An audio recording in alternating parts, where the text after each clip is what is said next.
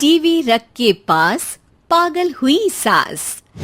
आजकल वर्मा जी की पत्नी देवकी जी केबल पर रियलिटी शोज देख देख कर बहुत कुछ सीख रही हैं। जैसे आज तो वो सुबह सुबह बेसुरे आलाप ले रही हैं। सारे गामा धा। माँ जी, सारे गामा पाधा नीसा होता है। अरे वो तो सब गाते हैं, ये मेरा स्टाइल है। आवाज तो कम कर लीजिए माँ जी, पर्दे फट जाएंगे कान के।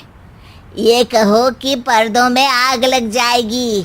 देखना, मेरी आवाज सुन के जज आग लगा देगी, आग लगा देगी, तू तो आग लगा देगी, ऐसा बोलेंगे। सरिता वहां से परेशान होकर चली जाती है और सास रियाज जारी रखती है। सारे गाओ, सारे नाचो। तभी बाबूजी दुकान से लौटते हैं। अरे देवकी, क्यों तानसेन बनी हुई है? कान से खून निकालोगी क्या? अरे क्या हुआ, रियाज तो करने दो मुझे। इसको रियाज बोलते हैं? ऐसा लग रहा है जैसे घोड़े हिना रहा है।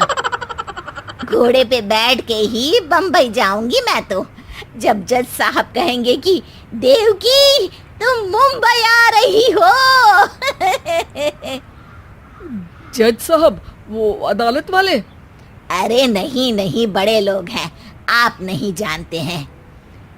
ओ मैं तो छोड़ चली अपना ये देश, बम्बई मुझे प्यारा लगे।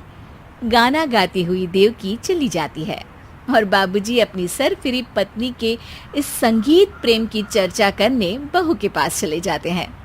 अरे सरिता बेटा, सुनो तो, ये तेरी सास को क्या हुआ है बेटा?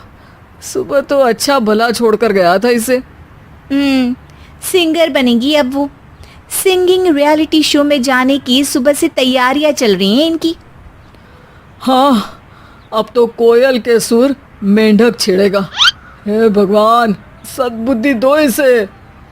इधर बाबूजी भगवान को कहते हैं और उधर राधा रानी प्रकट हो जाती है, देवकी की मोहल्ले की सबसे पक्की दोस्त। क्यों री देवकी, काहे इतना गला फाड़ रही है? कोई चीखने चिल्लाने का कंपटीशन है क्या? अरे ये देख, नया सिंगिंग शो, मैं भी गाऊंगी, हिंदुस्तान के दिलों की धड़कन बनूंगी। अरे इतना बेसुरा गा के दिलों की धड़कन नहीं, दिलों का अटैक बन जाएगी। इससे तो अच्छा है कि नाच ही ले। वैसे भी दिन भर मोहल्ले में नाचती तो रहती है तू, कभी इसके घर कभी उसके घर। देवकी को समझ में आ जाता है कि उसका गाना किसी को पसंद नहीं आ रहा। अगले दिन सरिता देखती है कि सास पैरों में घुंघरू बांध के नाच रही है। अरे माँ जी, क्या मंजुलिका बनी हुई है आज आप?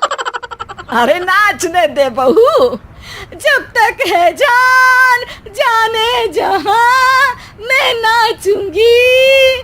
अरे माँ जी, अभी जान निकल जाएगी इतनी जोर से नाचेंगी तो। अरे अरे, क्या कर रही हो? अरे दिख नहीं रहा, डांस कर रही हूँ। अरे जैसी तुम्हारी हरकत है, तुमको तो नागिन डांस करना चाहिए।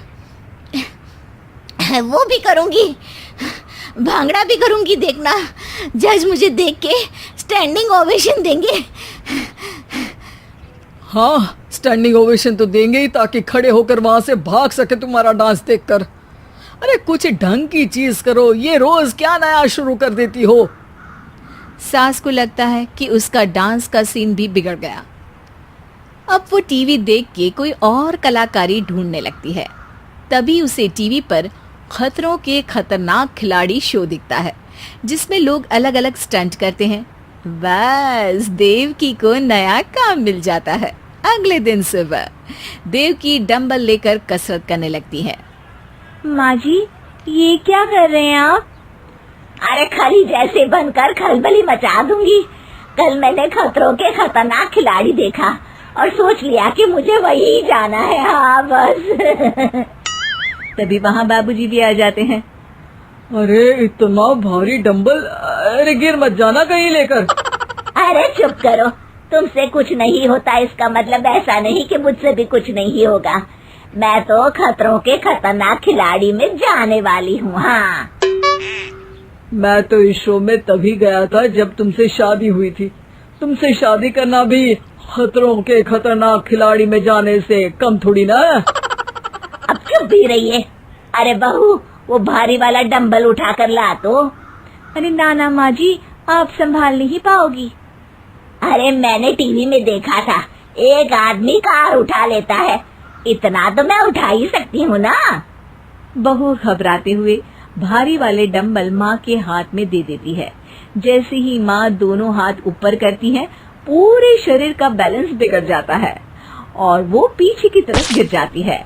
डंबल जाकर टीवी में लगता है और टीवी फूट जाती है। माँ जी, उठिए माँ जी। बाबूजी बहुत तेज हंसने लगते हैं। बाबा बाबा, टीवी और बीवी दो टेंशन थे मेरे, आज एक कम हो ही गया। बहू भी सास को उठाते उठाते इस बात पर ताली बजाकर हंसने लगती है और देवकी फिर से गिर जाती है। और इस बार देवकी भी अपनी बेवकूफी पे हंसी रोक नहीं पाती।